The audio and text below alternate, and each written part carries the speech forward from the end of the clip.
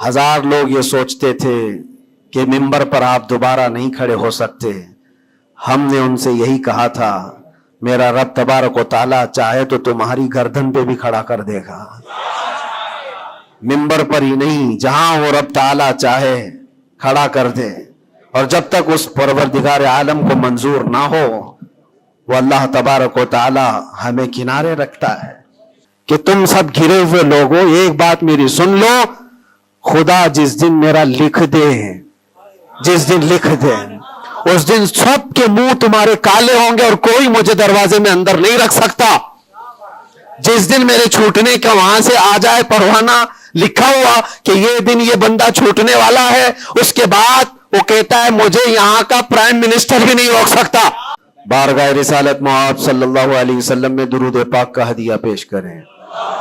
अल्लाहुम्मा सल्लि अला सय्यिदिना व मौलाना मुहम्मद माअदनिल जूदी वल करम व आलिहि व अस्हाबिहिल किराम व इब्निहिल करीम व बारिक व सल्लिम सलातन दाइमतन सरमदन अबदा।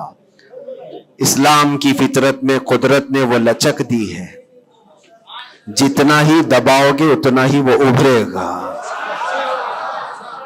ये मेरे मुस्तफ़ा करीम सल्लल्लाहु तआला अलैहि वसल्लम के सच्चे और अच्छे दीन की हमेशा से ये तारीख रही है।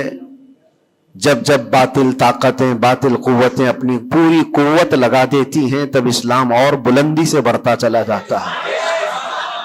इसीलिए एक शेर में बार बार अपनी तकरीरों में कहा करता था, और उसी तकरीर के शेर को लेकर मुझ पर न जाने क्या क्या मुकद्दमे लगाए गए, और वो शेर आज क्या कयामत तक भी बोला जाता रहेगा।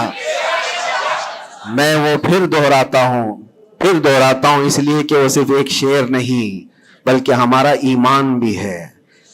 वो ईमान भी है जिसका माना और मफहूम हमारे कौम के हर बच्चे को याद है। कत्ले हुसैन असल में मर्गे यजीद है। इस्लाम जिंदा होता है हर करबला के बाद। इस्लाम जिंदा होता है हर करबला। जब भी कभी किसी की कुर्बानी होती है तो वो रायगा नहीं जाती, वो बर्बाद नहीं जाती। अल्लाह तबारक व ताला की हजारों लाखों हिकमतें पोशीदा होती हैं। दुनिया को तो सिर्फ इतना नजर आता है कि इमाम हुसैन और उनके बच्चे मैदान करबला में काटे गए, मारे गए, कत्ल कर दिए गए, लेकिन उसके पीछे की हिकमतें ये रब्बुल आलमीन जानता है। और आज तक कौम इसको समझ रही है कि इस्लाम में जो आज हरियाली बाकी है उसमें खून हुसैन का किरदार है। और हमारे अइम्मा किराम बुजुर्गान दीन ने इसको अपने खून से, अपनी मेहनतों से सींचा है। लिहाजा मेरे अजीजों, आप सबको भी कभी ये नर्वस होने की जरूरत नहीं। मैं गिरफ्तार हुआ भी और वापस उसी जगह पहुंचा जहां से हम आपको खिताब किया करते थे। हजार लोग ये सोचते थे कि मिंबर पर आप दोबारा नहीं खड़े हो सकते।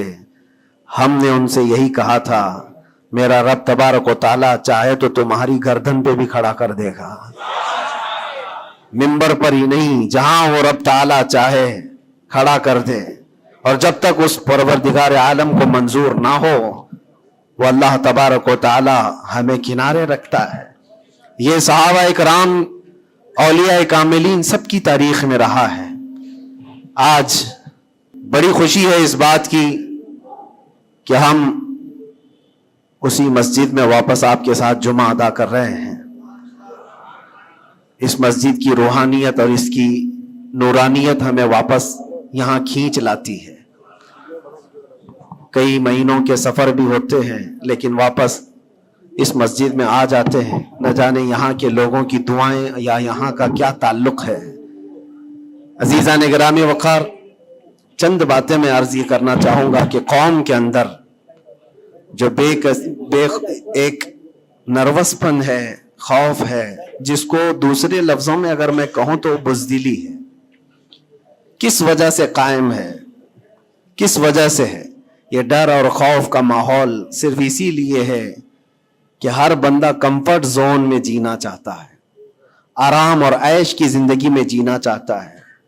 हर एक ने अपने ऊपर दुनिया इतनी लाद ली है, अपने ऊपर दुनिया को इतना सवार कर लिया है कि उससे निकलना उसके लिए मुश्किल हो जाता है। اور اسی وجہ سے اللہ کے نبی صلی اللہ تعالی علیہ وسلم ارشاد فرماتے اپنے صحابہ کو بھی کہ جب تمہارے اندر بیل کی پونچھ پکڑ کر کے کھیتی باڑی کرنے کی عادت آ گئی اور تم گھوڑے کی پیٹھ چھوڑ چکے ہو تو سمجھ جانا کہ دوسری قومیں تم پر حکومت کرنے لگ جائیں گی. آج بیل کی پونچھ پکڑ کر کھیتی باڑی کرنے کا مطلب صرف یہ نہیں ہے کہ کسان بن جائے. سب کا حال یہ ہے کہ ہمیں دنیا جمع کرنا ہے, دنیا جمع کرنا ہے, اور اس دنیا جمع کرنے کے چکر میں اس کی پوری عمر ختم ہو جاتی ہے, لیکن وہ حسرت پوری نہیں ہوتی, وہ حسرت پوری نہیں ہو پاتی. جتنی چیز کی تمہیں ضرورت تھی وہ تو حاصل ہو چکا تھا, لیکن اس سے زیادہ کی طلب میں ہم بھاگتے ہی رہے, بھاگتے ہی رہے. ہم یہ نہیں کہتے کہ آپ گھر نہ بنائیں, ہم یہ نہیں کہتے کہ آپ اچھے کپڑے نہ پہنیں, سب کریں, لیکن کم از کم اس بات کا خیال رکھنا چاہیے کہ اس دنیا کی کمائی میں اور اس کی طلب میں کہیں ایسا نہ ہو کہ میرا دین چھوٹ جائے, ایسا نہ ہو کہ اللہ کے نبی صلی اللہ تعالی علیہ وسلم سے جو میری محبت ہے اس میں کمی آ جائے. یاد ہے آپ کو ایک حدیث پاک, اللہ کے حبیب صلی اللہ علیہ وسلم ارشاد فرماتے ہیں کہ مجھے میرے بعد اس بات کا خوف نہیں ہے کہ میری امت مشرک ہو جائے گی, کافر ہو جائے گی. حضور پاک صلی اللہ علیہ وسلم فرماتے مجھے اس بات کا ڈر نہیں ستاتا کہ میری امت مشرک ہو جائے گی, کافر ہو جائے گی, مگر اس بات کا اندیشہ لگا رہتا ہے کہ میرے بعد تم پر دنیا پھیلا دی جائے گی اور دنیا سمیٹتے سمیٹتے تم اللہ اس کے رسول کو بھول جاؤ گے. آج وہ حالات ہیں میرے عزیزوں, سب کے وہی حالات ہیں. اکثر کی بات میں کہہ رہا ہوں, میں جب بھی کوئی گفتگو کروں تو اس کو میری فضیلت بیان کرنے پر محمول نہ کریں کہ میں اپنی بڑائی بیان کر رہا ہوں. میرے عزیزوں, ان حالات کو بھی ہم دیکھ کر کے آئے کہ اندر جانے کے بعد ایک چیز دماغ میں گونجتی تھی, کیا بتلاؤں میں نے کیا کیا دیکھا. کھوٹا سکہ چلتے دیکھا, الٹی گنگا بہتے دیکھا, چھوٹے چھوٹوں کی بات تو چھوڑو, بڑے بڑوں کو ننگا دیکھا. اور حالات تو وہاں کے ایسے, یہ ساری چیزیں سکھا دیتی ہیں. اور پھر اس بات کا خیال آتا ہے کہ امت آج کن مسائل میں گھری ہوئی ہے, جبکہ طوفان اندر انتظار میں ہے تباہی کے لیے. ہم جن مسائل میں گھرے ہوئے ہیں اس کو دیکھ کر کے پھر ڈر لگتا ہے. علماء کے مسائل, پیران اعظام کے مسائل, جماعتوں کے مسائل, چھوٹی چھوٹی باتوں پر ہم کورٹ کچہری کے چکر کاٹتے رہتے ہیں, مسجدوں کے مسائل, لیکن جبکہ دشمن نے کہاں سے کہاں تک تمہارے لیے منصوبے بنائے ہیں. حیرت ہوتی ہے میرے عزیزوں. پھر وہ محاورہ ہے یا تاریخ ہے مجھے پتا نہیں, لیکن ایک بات لگتی ہے کہ بغداد پر ہلاکو جب حملہ کرنے آیا تھا تو اس وقت سنا کہ علماء چھوٹی چھوٹی چیزوں میں بحث مباحثے میں مبتلا تھے, جبکہ قوم کو انہیں اس بات کے لیے تیار رکھنا چاہیے تھا کہ ایک ظالم قوم تم پر حملہ آور ہے, اس کے مقابلے کے لیے کھڑے رہو. آج میں یہی کہنا چاہتا ہوں میرے عزیزوں, چھوٹے مسائل کو درکنار ایک جگہ رکھو. امت مصطفیٰ آج جس قسم پرسی کی حالت میں ہے, جب نبی پاک صلی اللہ تعالی علیہ وسلم کی عزت پر حملے ہیں تو پھر تمہاری عزت کہاں خاک میں رہنے والی ہے. ہماری اپنی عزت کی بچانے کی کیا فکر کرنی ہے آپ کو. پوری دنیا کا حال یہ ہے. پہلے تو ایک مسلمان کی بات میں آپ کو بتاؤں, فرانس جیسا پاورفل ملک, بہت ہی مضبوط کنٹری, 100 سال پہلے کی بات بتا رہا ہوں, نبی پاک صلی اللہ تعالی علیہ وسلم کی شان میں وہ کوئی گھناؤنی یا گستاخانہ انداز کی فلم ریلیز کرنا چاہتے تھے, یا پھر کسی طرح سے مذاق مسخرے والے کام کے ذریعے سے میرے آقا صلی اللہ علیہ وسلم کو نشانہ بنانا چاہتے تھے, اور اس بات کو وہ اپنی آزادی رائے اور اپنی خیال کی آزادی کو بتاتے ہیں. اس زمانے میں سلطان عبد الحمید تھے, اور ترکی کے وہ آخری خلیفہ سلطان عبد الحمید. صرف انہوں نے ایک اسٹیٹمنٹ دیا تھا فرانس کو کہ باز آ جاؤ یہ تمام چیزیں کرنے سے, ورنہ پوری دنیا لا کر میں تمہارے سر پہ پھوڑ دوں گا. صرف اتنا جملہ تھا میرے عزیزوں. آج تک وہ نہ فلم ریلیز ہوئی اور نہ ہی فرانس اس چیز پر آیا. لیکن اب تو حالات بدل گئے. اب تو حالات ایسے بدلے کہ ہزاروں نہیں، لاکھوں نہیں، کروڑوں کی تعداد میں ہم موجود ہیں. اور پھر اسلامی ممالک کے نام پر پوری دنیا میں کتنے ملک ہیں؟ 57 ممالک اسلامی کہلاتے ہیں. لیکن کس کو فکر ہے میرے مصطفیٰ کریم صلی اللہ تعالی علیہ وسلم کی عزت پر جب حملے ہوتے ہیں؟ اور یہ تمام حالات جب اپنا درد کا میں اظہار کرتا ہوں تو پھر لوگوں کو یہ لگتا ہے کہ یہ بھڑکاتے ہیں، اکساتے ہیں. میرے عزیزو، میں چاہتا ہوں کہ قوم اصل مسائل کو سمجھے. جو اصل مسائل ہیں ان کو سمجھو، فرض کو دیکھو، نفل کی طرف نہیں. پہلے تم پر جو فرض ہے اس کے لیے کھڑے ہو جاؤ. آج قوم کی بکھراؤ کو بھی دیکھتا ہوں تو ایک حدیث پاک میں آپ کے سامنے رکھتا ہوں. اللہ کے نبی صلی اللہ علیہ وسلم سے پوچھا گیا دین کیا ہے؟ میرے آقا صلی اللہ علیہ وسلم فرماتے ہیں الدین النصیحہ. دین خیر خواہی کرنے کا نام ہے، ہر ایک کے ساتھ اچھا برتاؤ. پھر پوچھا قلنا لمن یا رسول اللہ صلی اللہ علیہ وسلم، اے اللہ کے رسول کس کے لیے خیر خواہی کرنے کا نام دین ہے؟ اللہ کے رسول صلی اللہ علیہ وسلم فرماتے ہیں للہ ولکتابہ ولرسولہ وللائمۃ المسلمین وعامتہم. اللہ کے لیے، اس کی کتاب کے لیے، اس کے رسولوں کے لیے، اور مسلمانوں کے جو امام ہیں یا ان کے حاکم ہیں، ان کے لیڈر ہیں، ان کے لیے، اور تمام مسلمانوں کے لیے اچھائی کا ارادہ کرنا، بھلائی کا ارادہ کرنا، اسی کا نام دین ہے. دین کو اللہ کے نبی صلی اللہ تعالی علیہ وسلم نے ان تمام چیزوں کے ساتھ لگا کر کے آپ کو بیان فرمایا. اور آج میں اس میں سے ایک ٹکڑا ہی اگر بیان کروں کہ الدین النصیحہ لأئمۃ المسلمین وعامتہم، مسلمانوں کے امام، مسلمانوں کے جو لیڈر ہیں ان کے لیے اور عام مسلمانوں کے لیے خیر خواہی کرنے کا نام دین ہے. اور آج میرے عزیزو اس بات کی بہت زیادہ ضرورت ہے، بہت زیادہ ضرورت ہے. اجتماعی طور پر سب دیکھیں کہ ہمارا مفاد کس میں ہے، امت کا کام کس میں ہو سکتا ہے. اور ایک حدیث میرے آقا صلی اللہ علیہ وسلم فرماتے ہیں من اصبح ولم یہتم، حضور اکرم صلی اللہ علیہ وسلم فرماتے ہیں من لم یہتم بامرنا فلیس منا، جو اس حال میں صبح کیا کہ میری امت کا خیال نہیں کیا، حضور فرماتے وہ ہم میں سے نہیں ہے، وہ ہم میں سے نہیں ہے. کتنی صبح ایسی ہوتی ہیں جو تم صبح اٹھ کر کے سوچتے ہو کہ امت کا کیا ہونا ہے. یا آقا کریم صلی اللہ علیہ وسلم فرماتے ہیں جس نے میری امت کا خیال نہیں کیا وہ مجھ میں سے نہیں ہے، وہ ہم میں سے نہیں ہے.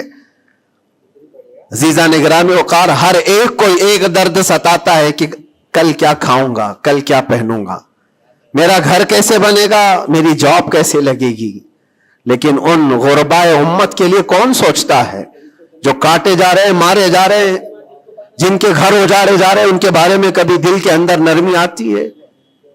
اگر تمام مسلمانوں کے دلوں کے اندر یہ نرمی اور یہ رحم ہوتا تو میرے عزیزو حالات ایسے نہیں ہوتے تھے، حالات ایسے نہیں ہوتے. صحابہ اکرام میں سے ایک مثال میں آپ کو بتا دوں کہ ہمارا دین آج جس کو ہم لے کر کے چل رہے کتنا بکھر گیا. سچ کہا تھا حالی نے کہ اے خاص ہے خاصان رسول وقت دعا ہے، امت پہ تیرے وقت عجب آ کے پڑا ہے. جو دین نکلا تھا بڑی شان سے اپنے وطن سے، آج وہ پردیس میں غریب الغربا ہے. آج دین اسلام کو ہم نے اجنبی بنا کر رکھا ہے، ہمارے گھروں میں ہی نہیں ہے، ہماری ذات پر نہیں ہے. ہم تو پھر دوسرے کو کیا تانا دیں گے؟ آپ اسلام زندہ باد کا نعرہ لگاتے ہیں اور اب اسلام کی حقانیت کو بلند و بالا انداز میں بیان کرتے ہیں، سڑکوں پر آ جاتے ہیں. تمہیں سڑکوں پر آ کر احتجاج کرنے کی کیا ضرورت ہے؟ تم اگر اسلام کو اتنا ہی پسند کرتے ہو تو اپنی بیویوں پر کیوں نہیں اسلام پسند کرتے؟ اپنی بچیوں پر، اپنے گھر والوں پر اسلام کو کیوں نہیں پسند کرتے؟ انہیں بے پردہ باہر جب گھمایا جاتا ہے تب اسلام زندہ باد کا نعرہ کیوں نہیں؟ یہ شادی ہال میں کبھی جا کر دیکھیں، یہ پارٹیوں میں جا کر دیکھیں، اندازہ بھی نہیں ہوتا کہ یہاں مسلمانوں کا جم غفیر ہے. میرے عزیزو، ایک حدیث عرض کرتا ہوں، حضرت ابو دردہ رضی اللہ تعالیٰ عنہ سے منسوب ہے. حضرت عمر فاروق رضی اللہ تعالیٰ عنہ کا زمانہ خلافت ہے اور عادل کے وہ بادشاہ ہیں. بیٹھے ہوئے تھے, ایک شخص کو پکڑ کر لایا گیا عدالت میں, کہا گیا کہ اس نے قرض لیا ہے اور یہ دیتا نہیں ہے. تو جو قرض خواہ تھے وہ بھی صحابی تھے, انہوں نے کہا کہ یہ اجنبی آدمی مدینے کا تو ہے نہیں, لیکن میں نے اس کو پیسے دیے تھے, یہ واپس نہیں لوٹاتا اور آئیں کائیں کرتا رہتا ہے, بہانے بناتا ہے. حضرت عمر فاروق رضی اللہ تعالیٰ عنہ نے اس اجنبی شخص سے کہا, اب تم کیا کہنا چاہتے ہو؟ تمہیں قید میں ڈال دیا جائے گا, تم اس کے پیسے ادا کرنا چاہتے ہو یا نہیں؟ اس نے کہا مجھے 2 دن کی مہلت چاہیے, میں جاؤں گا اور لا کر کے واپس اس کی رقم ادا کر دوں گا جو مجھ سے تقاضا کر رہے. حضرت عمر نے کہا کہ تو جائے گا یہاں سے چھوڑ کر اور واپس آئے گا نہیں آئے گا, اس کا کیا بھروسہ؟ کوئی ہے تیری جو ضمانت لے گا؟ یہاں پر کورٹ بھی جب ہمیں بیل لیتی ہے تو ایک ضامن کھڑا کرتی ہے کہ اس کی ضمانت کون لیتا ہے. تو یہ تو پرانا دستور ہے. آپ نے پوچھا کوئی ہے تیری ضمانت لے گا؟ اگر تو نہیں آئے گا تو ہم اس کو پکڑیں گے. اس نے مجمع میں دیکھا کوئی اس کی پہچان والا تو ہے نہیں, تھا تو یہ مسلمان لیکن اس کے گہرے تعلقات کسی سے ہے نہیں.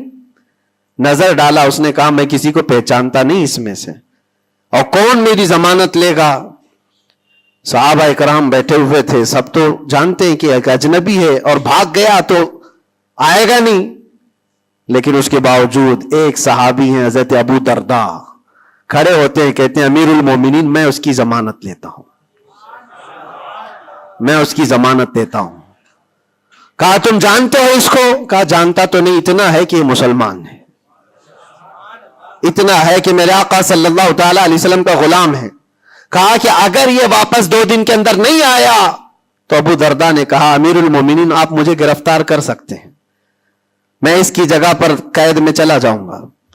تو آپ نے لکھوا دیا اور اس شخص کو چھوڑ دیا, جاؤ 2 دن کا تمہارے پاس ٹائم ہے, لوٹ آ جاؤ. وہ چلا گیا. لوگوں میں تو یہی مشہور تھا, ایک بار جو چھوٹ گیا وہ عدالت سے واپس کہاں آتا ہے, کب وہ کسی کے شکنجے میں آئے گا؟ 2 دن کا وقت گزر گیا اور شام ہو گئی, وہ آیا نہیں. مغرب کا وقت تھا, اس سے پہلے امیر المومنین نے کہلا بھیجا کہ ابو درداء سے کہو کہ اپنی گرفتاری دے دے, جس کی وہ ضمانت لیا تھا وہ آیا نہیں ہے. عدالت پھر سے لگی, قرض خواہ جنہوں نے قرض دیا تھا وہ بھی تھے, اور حضرت ابو درداء کو لایا گیا, کہا کہ میں تیار ہوں. وہ نہیں آیا, لیکن ابھی عدالت ختم ہونے سے پہلے دیکھا کہ وہ شخص واپس لوٹ آیا, مال بھی لے کر کے آیا اور کہا کہ امیر المومنین مجھے تاخیر ہو گئی, میں معافی چاہتا ہوں, راستہ ایسا تھا ویسا تھا, لیکن میں لوٹ آیا اور جس کی امانت ہے وہ واپس کرتا ہوں. حضرت عمر فاروق رضی اللہ تعالیٰ عنہ نے فرمایا ٹھیک ہے, جس کا قرض ہے, جس کے تم نے لیے تھے اس کو لوٹا دو.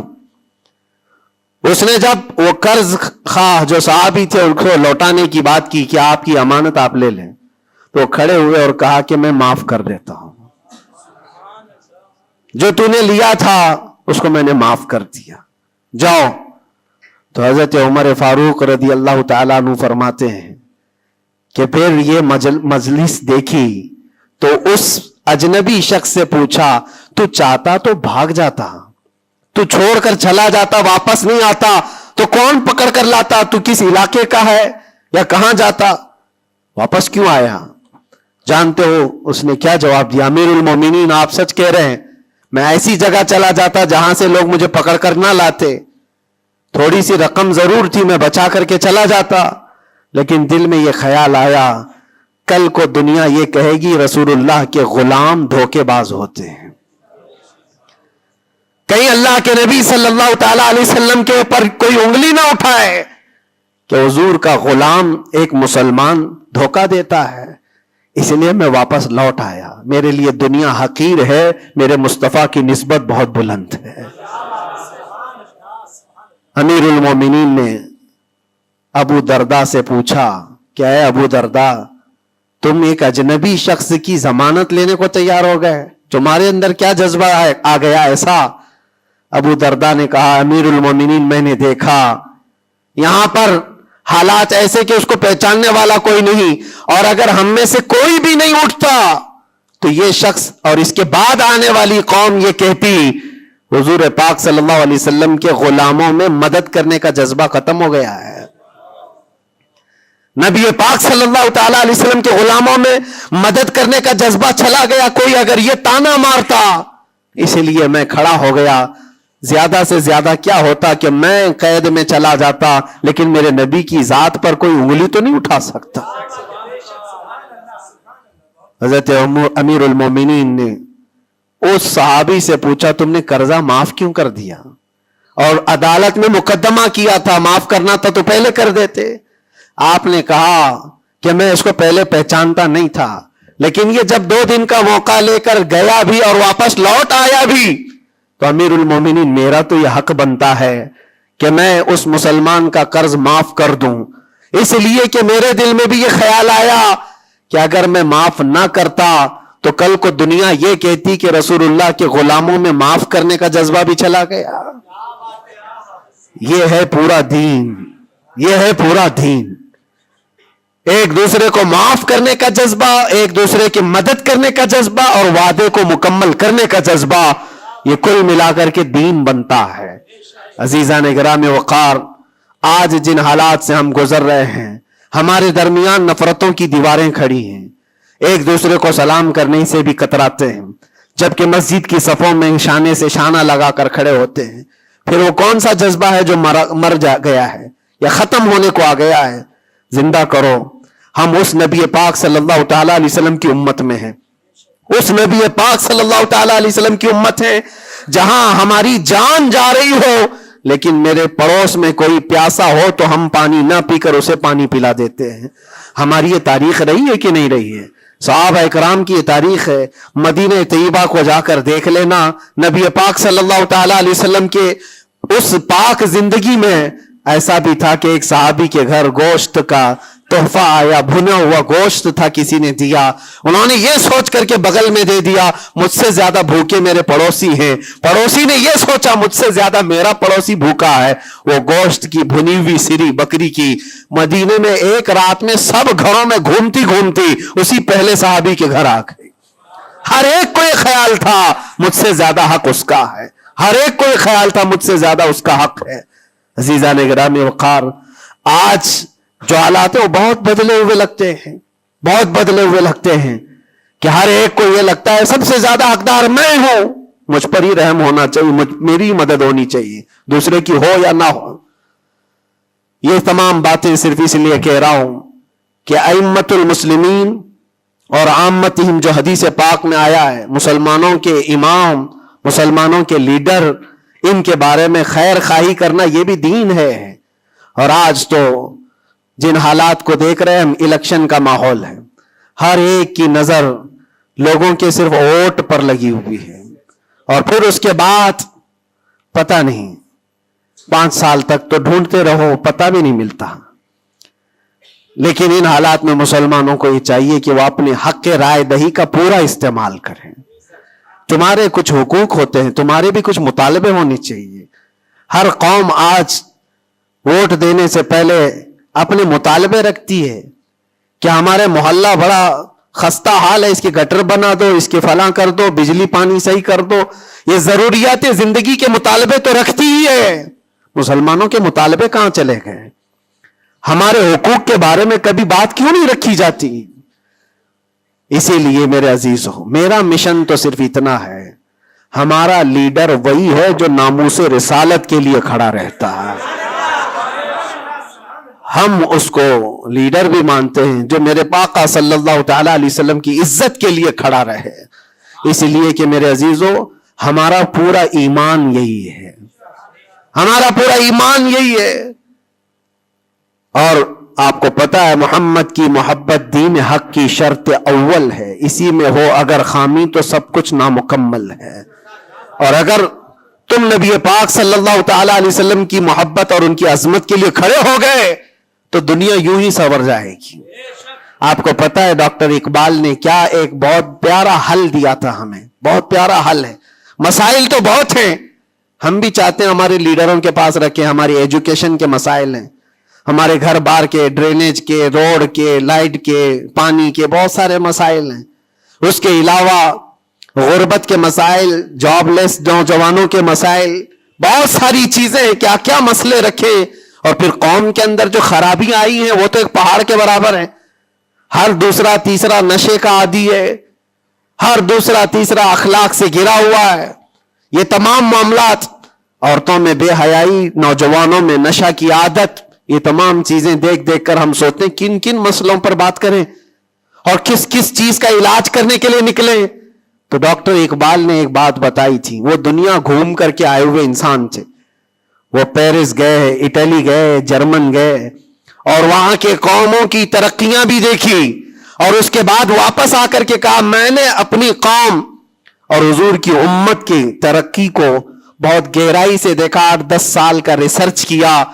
میں نے معلوم کیا کون سی فیلڈ میں اپنے نوجوانوں کو اتارا جائے تو یہ کامیاب ہوں گے، کون سا ایسا میدان ہے جس میں مسلمانوں کو جمع کر دیا جائے تو یہ ترقی میں آ جائیں گے. سائنس ہے، فزکس ہے، جغرافی ہے، اسٹرونومی ہے، بہت ساری چیزیں ہیں. کس چیز میں اتارا جائے؟ تو ڈاکٹر اقبال کہتے ہیں میں نے بہت غور و فکر کیا، آخرکار اس نتیجے پر پہنچا کہ اس امت کی کامیابی کا صرف ایک ہی نقطہ ہے، ایک ہی راز ہے کہ محمد سے وفا تو نے، تو ہم تیرے ہیں. یہ جہاں چیز ہے کیا، لوح و قلم تیرے ہیں، لوح و قلم تیرے ہیں. ہر مسئلے کا حل اس بات پر ہے. اسی لیے میں فوکس کرتا ہوں میرے عزیزو، نبی پاک صلی اللہ تعالیٰ علیہ وسلم کی عزت کی حفاظت کے لیے جو کھڑا ہوتا ہے اللہ تعالیٰ اس کے سارے مسائل کو یوں حل کر دیتا ہے.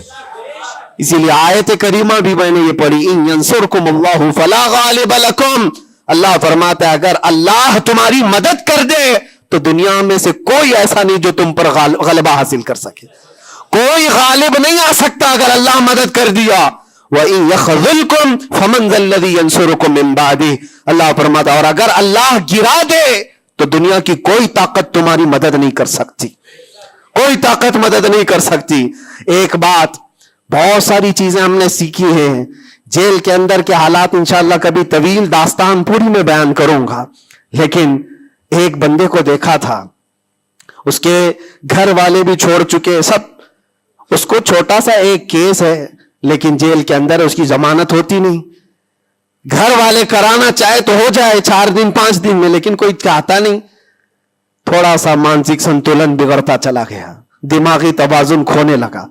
ہوتا کیا تھا سنو، وہ ایک نارمل نوجوان تھا اور مہینہ گزر جاتا کوئی ملاقات کے لیے بھی نہیں آتا گھر والا، تو جیل میں ہنگامہ کرنے لگ جاتا، مار توڑ اور پھر نہ جانے کیسی کیسی حرکتیں. تو جیلر پریشان ہو کر کے اس کے گھر فون لگاتا، اس کے باپ کو کہتا کہ بھائی تم اپنے بیٹے سے ایک بار ملنے تو آ جاؤ، وہ ہنگامہ کر کے رکھا ہے، کبھی ملاقات بھی نہیں لیتے ہو. اس کا باپ آیا، آ کر کے ملاقات لیا اور بیٹے نے پوچھا کہ کب چھوٹ رہا ہوں میں، کب نکلوں گا میں؟ کہا بیٹا اس منڈے کو جو ہے تمہاری ضمانت ہو جائے گی، یہ منڈے کو رکھا ہے ہو جائے گی. کہا اچھا ٹھیک ہے. اتنا خوشی خوشی سب قیدیوں سے ملنے کے لیے آتا بیرک میں، یہ منڈے تو میرا ہو گیا، میں جا رہا ہوں. میرے باپ نے کہا ہے منڈے آتا، ٹیوزڈے آتا، وینسڈے آتا، سب چلا جاتا، ختم. پھر 10-15 دن گزر جاتے، باپ بھی نہیں آتا، بھائی بھی نہیں آتا، اور پھر مہینہ گزرنے کو آتا، پھر اس کا دماغی توازن بگڑنے لگتا، پھر ہنگامہ کرتا، پھر جیلر فون کر کے بلاتا باپ سے کہ ملنے کیوں نہیں آتے ہو؟ باپ آتا، بیٹا کوئی بات نہیں، کچھ مسائل میں گھرے ہوئے ہیں، ہو سکتا ہے جان بوجھ کر کے اس کے گھر والے کر رہے ہوں، کچھ لوگوں کو زبردستی جیل میں رکھا جاتا ہے، گھر والے ہی رکھتے ہیں، باہر سے اچھا ہے یہاں کھاتے پیتے آرام سے رہو، دوسروں کی زندگی اجیرن کرنے سے بہتر ہے کہ یہاں رہو. دوسری بار آیا، کہا ابا کب چھوٹ رہا ہوں میں؟ کہا بس اس منڈے کو رکھا ہے، وکیل جو ہے ملا نہیں تھا، اس منڈے کو تمہاری ضمانت ہو جائے گی. پکی بات لے کر کے آتا پھر، اور یہاں پر بالکل عیش موج مستی میں کہ اس منڈے تو جا رہا ہوں میں. دوسرا منڈے آیا، اس کے بعد پھر چلا گیا. ایسا 4 بار ہوا اور سب قیدیوں میں بات مشہور تھی کہ یہ منڈے کو جانے والا ہے اور سب اس کو چھیڑتے تھے. جب کبھی اس کی ملاقات آتی تو کہتے منڈے کو جا رہا ہے نا. یہ بات مذاق کے طور پر چلتی رہتی تھی، لیکن کسی کے ساتھ ہم مذاق کرتے ہیں، یہ نارمل لائف ہوتی ہے. لیکن اس لڑکے کے متعلق میں نے ایک بات سیکھی، چوتھی پانچویں مرتبہ ہوگی بات ہے، وہ ملاقات لے کر کے واپس آ رہا تھا، ابھی اس نے کچھ کہا ہی نہیں، ساری بیرک میں سب بولنے لگ گئے کہ منڈے کو ہے نا تیری ضمانت. تو اتنا چڑ گیا، کیا پتا اس کو بہت ہرٹ ہوا، تکلیف ہوئی. اس نے گرج کر کے چیخ چیخ کر کے کہا، گالی دے کر کے کہا قیدیوں کو کہ تم سب گھرے ہوئے لوگوں، ایک بات میری سن لو، خدا جس دن میرا لکھ دے، جس دن لکھ دے، اس دن سب کے منہ تمہارے کالے ہوں گے اور کوئی مجھے دروازے میں اندر نہیں رکھ سکتا. جس دن میرے چھوٹنے کا وہاں سے آ جائے پروانہ لکھا ہوا کہ یہ دن یہ بندہ چھوٹنے والا ہے، اس کے بعد وہ کہتا ہے مجھے یہاں کا پرائم منسٹر بھی نہیں روک سکتا. میں نے دیکھا اتنا یقین ہے اس کو. ایک تو اپنے باپ سے ہر بار سنتا تھا اس بار ضمانت ہو جائے گی، اس بار ضمانت ہو جائے گی، اور حقیقت میں میرے عزیزوں یہ جمعرات کا دن تھا جب وہ اپنے باپ سے ملاقات کر کے آیا تھا اور اس کو تانا مارا جا رہا تھا منڈے کو جا رہا ہے. تب اس نے کہا تھا جس منڈے کو بھی میرا رب لکھ دے، جس دن بھی لکھ دے کہ اس کو اس دن یہاں سے نکلنا ہے، پوری طاقتیں مل کر کے بھی مجھے دروازے کے اندر نہیں رکھ سکتی. اتفاق کی بات ہے اسی منڈے کو اس کی ضمانت بھی ہو چکی تھی. وہ جا بھی رہا تھا، بسترے اٹھایا، سارا سامان اٹھایا اور سب کو پلٹ کر کہنے لگا دیکھا حقیقت میں جو بیل ملتی ہے، جو ضمانت ملتی ہے وہ رب ذوالجلال کے فیصلوں سے ہوتی ہے. یہ یقین اور توکل کی بات میں عرض کر رہا ہوں. عزیزان گرامی وقار، بہت سارے ایسے مسائل ہیں، اسی لیے میں آپ سے کہتا ہوں اگر اللہ مدد کر دے تو کوئی غالب نہیں آ سکتا، اور اگر اللہ تعالیٰ گرا دے تو پھر کوئی مدد بھی نہیں کر سکتا. اسی لیے اللہ تبارک و تعالیٰ کی مدد کس کے لیے آتی ہے وہ بھی قرآن کہتا ہے وَكَانَ حَقًّا عَلَيْنَا نَصْرُ الْمُؤْمِنِينَ. ہم نے اپنے اوپر لازم کر لیا ہے کہ ایمان والوں کی مدد کریں گے. اور ایمان والا ہے کون؟ لا يؤمن احدكم حتى اكون احب اليه من والده وولده والناس اجمعين. میرے آقا فرماتے ایمان کامل اس کا ہے جو ساری دنیا سے زیادہ مجھ سے محبت کرتا ہے.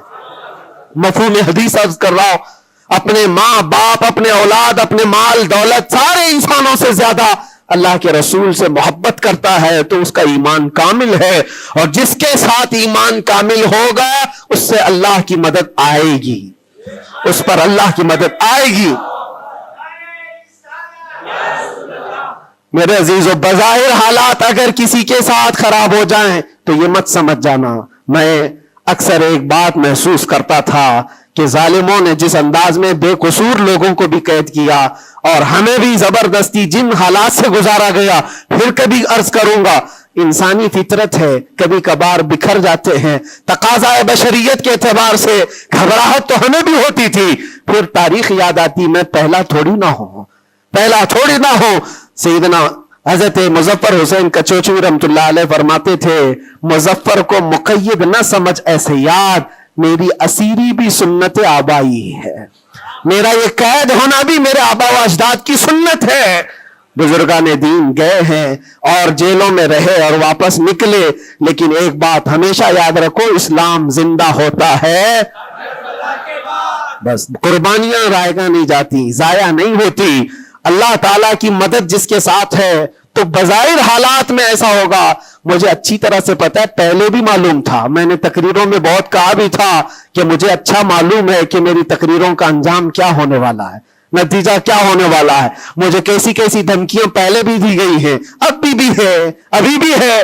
آنے سے پہلے بھی کچھ لوگوں نے کہا تھا اتنا لمبا ہم نے کٹا دیا، اب تو بھول جاؤ گے، وہ شعر پڑھو گے، یہ شعر پڑھو گے، کیسی تقریریں کرو گے. ہم نے کہا میرے عزیزو آپ کیا سمجھتے ہو، مچھلی کے تیرنا ختم ہو سکتا ہے، پرندے کا اڑنا ختم ہو سکتا ہے، شیر کا شکار کرنا ختم ہو سکتا ہے، وہ تو جانور ہے، ان کی فطرت نہیں ختم ہوتی. میں غلام مصطفیٰ ہوں، میری فطرت کیا ختم ہوگی؟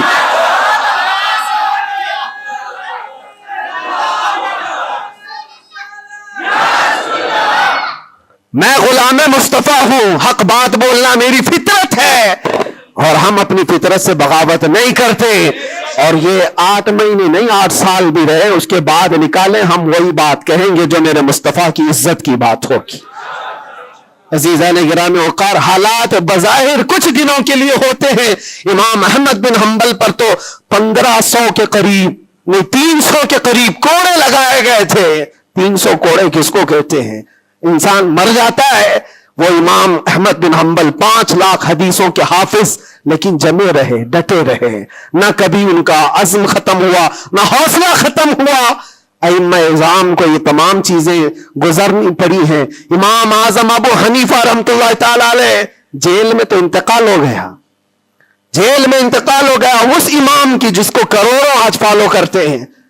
عزیزان گرامی وقار، ایک بات یہ سمجھ کر کے چلو، مصیبتیں آئیں گی لیکن اللہ کی مدد بھی آئے گی. ہاں، ہر اندھیرے کے بعد اجالا ہوتا ہے. ان مع العسر یسرا، اللہ قرآن میں فرماتا ہے ہر تکلیف کے بعد آسانی ہے، ہر تکلیف کے بعد آسانی ہے. اور میں تو ذہن میں یہ پریپیئر کر کے رکھا تھا، ذہن میں دماغ میں یہ بات بٹھا کر رکھا تھا، آزاد ہونا نہ ہونا یہ اللہ کی مرضی پر ہے. لیکن اگر مر کر کے میری لاش بھی باہر آتی تب بھی مجھے اس بات کا اطمینان تھا جو بات ہمیں کہنی تھی وہ ہم کہہ چکے. انشاءاللہ رب تبارک و تعالی ہماری ان باتوں کو بچوں تک یہ محفوظ بھی کرائے گا. اور مجھے تو باہر کی خبریں زیادہ نہیں ملتی تھی کہ یہاں لوگوں کے دلوں میں کیا جذبات ہیں، بچوں کے دلوں میں کیا جذبات ہیں. لیکن قیدی جب جاتے تھے چھٹی پر 4 دن 5 دن اور واپس آتے تو یہی کہتے ڈسکس تو ہمارا کچھ نہیں ہوتا، آپ کے بارے میں ہمارا خاندان پوچھتا رہتا ہے. جیل میں آپ ہیں، فون کرو تو لوگ ہمارے متعلق پوچھتے رہتے. پھر دل میں یہ احساس ہوتا تھا. اور جیل میں بھی دیکھتا ایک ایسا بھی لڑکا تھا چین سنیپر، چین کھینچتا اور چوری کرتا واپس آتا، لیکن ایسا ڈھیٹ آدمی تھا، ایسا ڈھیٹ، میدان میں کھڑے ہو جائے، سارے قیدیوں کے سامنے کھڑے ہو جائے اور پھر ہر دن ایک بات اتنی بول کر کے ہی جاتا، صرف اتنی بول کر کے جانا اس کی عادت سی ہو گئی تھی. ہم دیکھتے رہے، باہر بھی یہی منظر ہے، اندر بھی یہی منظر ہے. تم کسی کی زبان کو بند کرنا چاہو، ختم کرنا چاہو تو ایسا نہیں ہوتا. اللہ تبارک و تعالیٰ جس چیز کو چاہے ہر جگہ پھیلا دیتا ہے. پھر یہ احساس ہوا میرے عزیزوں، تبلیغ اسلام صرف ہم ذریعہ ہوتے ہیں پہنچانا، میرے رب کی شان ہے، میرے رب کی شان ہے. اور حقیقت میں آپ کو بتاؤں، دلوں کو اپنی طرف مائل کرنا یہ ہم میں سے کسی کے اندر طاقت نہیں ہے. آج ہزاروں لاکھوں جو مجھے سننا چاہتے ہیں، اس میں بظاہر میرا کوئی کمال نہیں. بات ان کی کرو اور ہر دل پہ راج کرو، ان کی بات کرو.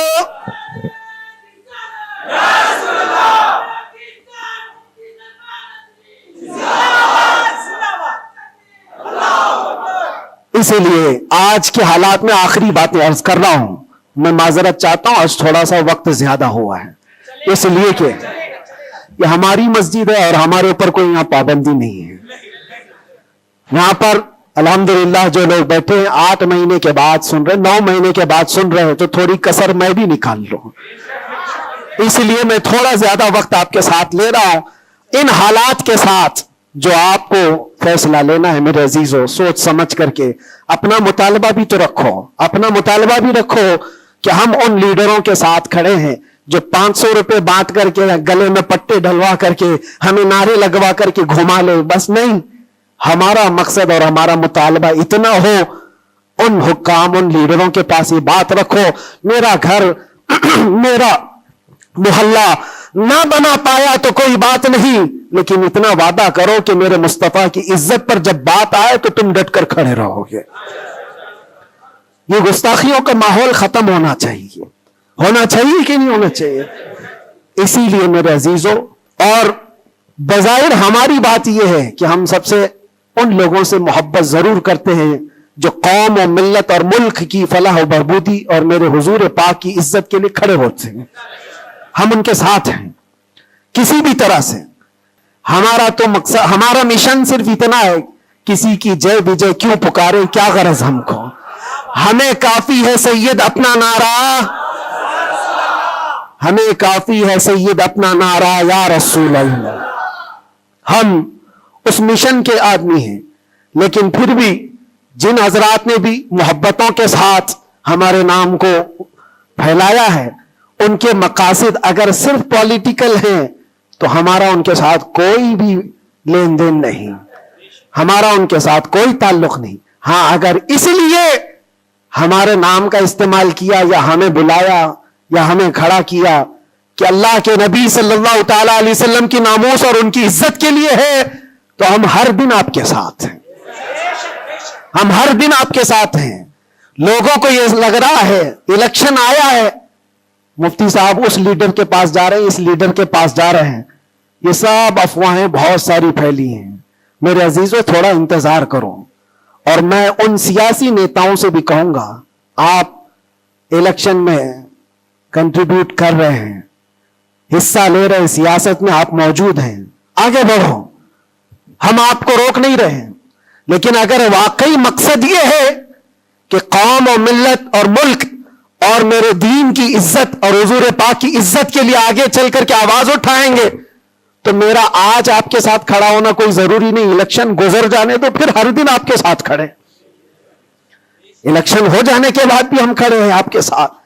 لیکن الیکشن سے پہلے ہی اگر آپ کو ہمیں چاہیے, تو لوگوں میں یہ خلفشار مچا ہوا ہے, ایک خلفشار مچا ہوا ہے کہ مفتی صاحب ناموس رسالت کے اس عظیم مشن کو سیاسی لوگوں کے درمیان پھیلا رہے ہیں. میرے عزیزوں, میرا کہیں یہ مقصد نہیں ہے, کہیں یہ مقصد نہیں ہے. اللہ نے جو کرسی دی ہے نا, وہ بہت بڑی کرسی ہے. ہم نے جو اللہ تعالیٰ کا انعام ہمارے پاس ہے, وہ الیکشن سے حاصل کیا ہوا نہیں ہے, وہ رب کے سلیکشن سے ملا ہوا ہے. ہمارے پاس اللہ تبارک و تعالیٰ کا دیا ہوا وہ انعام کافی ہے.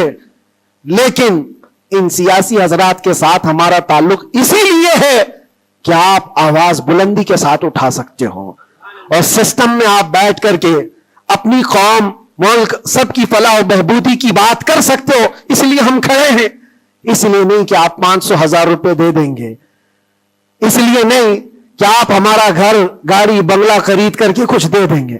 عزیزان گرامی اوقات, میرے آنے کے بعد سے لے کر آج تک, ابھی تک مہینہ نہیں گزرا ہوگا, لیکن میں نے حالات اتنے دیکھے کہ ہر کوئی یہ چاہتا ہے راتوں رات مجھے دولہا بنا دے. بہت سارے معاملات ایسے دیکھے. اس لیے میں سب سے یہ گزارش کروں گا, آج کا یہ میرا پیغام ہے کہ ہمارا مشن ناموس رسالت ہے, ہمارا مشن تحفظ ناموس رسالت ہے, اور اس کے لیے ہم ہر طرح سے کھڑے ہیں. لیکن خالص سیاست کے لیے, خالص ووٹنگ کے لیے, خالص الیکشن کے پرچار کے لیے مجھ جیسے کا نام استعمال نہ کریں. یہ میرا مشورہ ہے, یہ میرا پیغام بھی ہے. آپ کے لیے پوری زندگی ہم کھڑے ہیں, صرف الیکشن کے لیے. اس عظیم اور اس عظیم مشن کو اور اس مقدس مشن کو بدنام کرنے کی کوشش نہ کریں.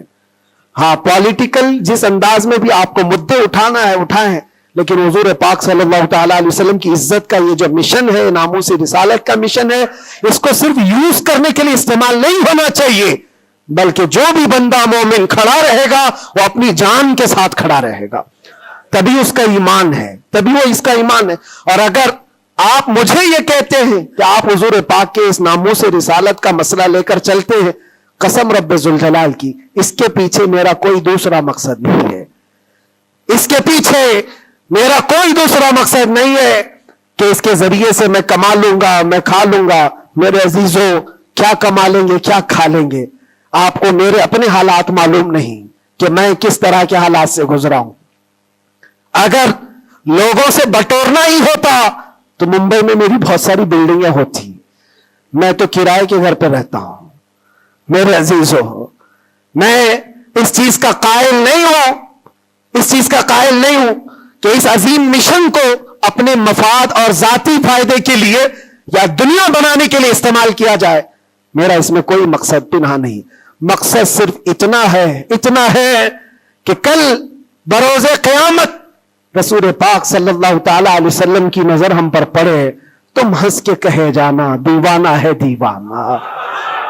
بس میرا مقصد یہ ہے, اتنا ہے کہ نبی پاک صلی اللہ تعالی علیہ وسلم کی نظر عنایت ہو, ارشاد فرما دے کہ فرشتوں چھوڑ دو اس کو, یہ میرا دیوانہ ہے. بس اس مقصد کو لے کر ہم چلتے ہیں. اور اللہ کے نبی صلی اللہ تعالی علیہ وسلم وہ عظیم غیرت مند رسول ہیں. میں نے دیکھا میرے عزیزوں, دنیا مجھ سے چھوٹ گئی تھی, ہر طرح کے رابطے بند تھے, میں گھر سے بھی بات نہیں کر سکتا، بچوں سے بھی بات نہیں کر سکتا تھا. مجھے اندھیری کوٹھری میں رکھا گیا تھا جہاں سے آسمان بھی نظر نہ آئے. کئی دن گزرتے رہے، لیکن قسم ہے اللہ رب العزت کی، اس کے ذات کی، اس رسول پاک صلی اللہ علیہ وسلم سے جس سے ہم محبت کرتے تھے، انہوں نے ہمیں تنہا نہیں چھوڑا. میرے مصطفیٰ نے تنہا نہیں چھوڑا. ہم نے جو جو وہاں دیکھا ہے وہ بیان سے بھی باہر ہے، بیان سے بھی باہر ہے. کسی دن نہ پھسلنے دیا، کسی دن نہ بہکنے دیا، کسی دن نہ ٹوٹنے دیا. جس طرح مضبوطی کے ساتھ کھڑے تھے باہر اسی طرح کھڑے رہے. ورنہ تنہا رہتے رہتے وہاں پر آدمی ڈپریشن کے شکار میں پاگل ہو جاتے. پاگلوں کا پورا ایک یاد بنا ہوا ہے. لوگ اپنے ذہنی دن اور توازن کھو چکے ہیں. پیشاب پخانے ان کے کپڑوں میں ہونے لگتے ہیں. پاگلوں کا یاد ہے لیکن ان کو حکومت چھوڑتی نہیں ہے. جو جیل میں پاگل ہو گئے ان کے لیے بھی ایک یاد ہے.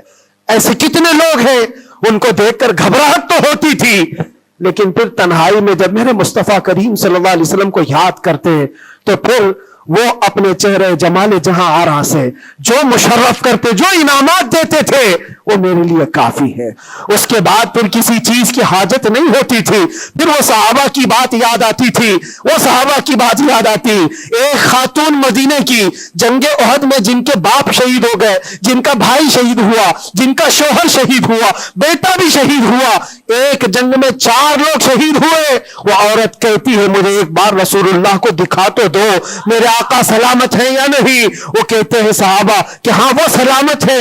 وہ خاتون میرے مصطفیٰ کے چہرے کو دیکھتی ہے اور اس کے بعد کہتی ہے کل مصیبت بعدک جلل یا رسول اللہ، اے اللہ کے رسول آپ کے ہوتے ہوئے ہر مصیبت حل کی ہے. آپ اگر سلامت ہیں تو ہر مصیبت چھوٹی ہے. اسی لیے ان کا یہ نعرہ تھا صحابہ کا، ہر ستم ہر ظلم گوارا ہے، ہر ستم ہر ظلم گوارا ہے یا رسول اللہ، بس ایک بار تو کہہ دے کہ تو ہمارا ہے، ایک بار تم کہہ دو کہ تو ہمارا ہے، ہر ستم ہر ظلم ہمیں گوارا ہے. اللہ کریم ہم سب کو حضور پاک کی محبت میں جینے مرنے کی توفیق عطا فرمائے. اللہ کریم ہمیں آخری سانس تک اس مشن پر قائم و دائم رکھے. ظالموں کے ظلم سے، کافروں کے کفر سے، مشرکین کے شرک سے اللہ ہماری حفاظت فرمائے، اور ہم سب کو مولا توکل اور یقین کی دولت عطا فرمائے. اور آج کے حالات کے اعتبار سے مولا تعالی ہمیں صحیح طریقے کے حکام نصیب فرمائے، اور شریر حاکموں سے اللہ ہم سب کی حفاظت فرمائے. وآخر دعوانا الحمدللہ رب العالمین. السلام علیکم ورحمۃ اللہ وبرکاتہ.